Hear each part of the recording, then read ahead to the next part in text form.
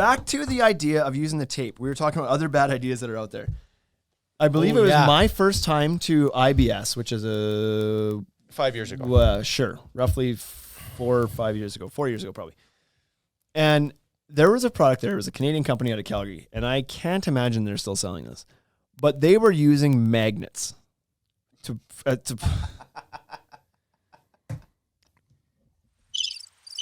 Bryce thinks this is hilarious. Yeah. Magnets. They were interior trim guys. Is there any metal in the decking or in the wood? Like, I suppose. They were interior guys that were like, holy how we should put baseboards on? You know how we should put baseboards on? We should not nail them because then we don't have to paint it. So let's put magnets in there. As far as the wood, we're undoubtedly going to have somebody be like, there's copper in the treated lumber and there is metal flake and timber tech decking. So technically, are either of them like strong enough to attract magnetivity? Is that a word? Nope. I don't think Magnetism? Magnetism is a word. No, that's what I have. A magnet's not going to stick to your lumber. So this is actually where the idea came from because they also made that. Their original product was magnets for baseboards. And so they had a product with baseboards where you put magnets on the back of them and they would be attracted to the nails in the floor plate. Mm-hmm. And so they actually would, like, there was nothing else required. Or you steel put them up framing. there and it could have also worked with steel framing. So you just magnet your base. I don't know. Even that's kind of goofy. You're like vacuuming along and you hit your baseboard and it like falls off. Boonk. Yeah. Oh yeah, no problem. Just stick that back on. Yeah. Boonk.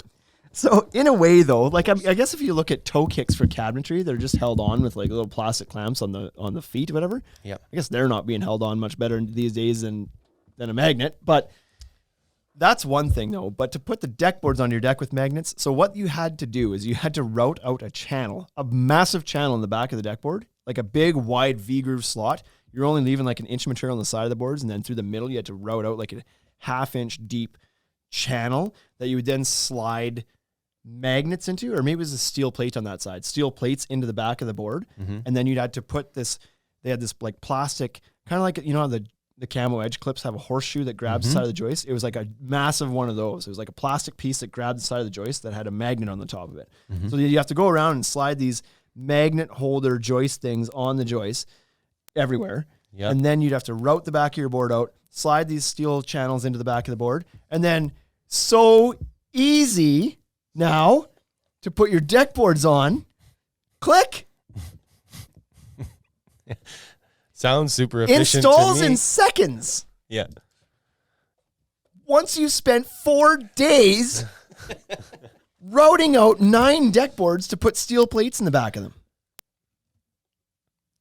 How many decks did you do like that?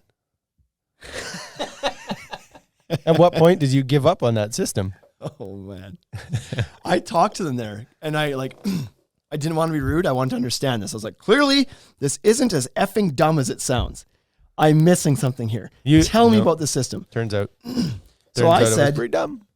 I was like, who in their right mind? You don't have a router big enough to channel out a 4-foot V groove into the back of a deck board. So if you're going to do it, how many passes are you making with that thing? Mm-hmm.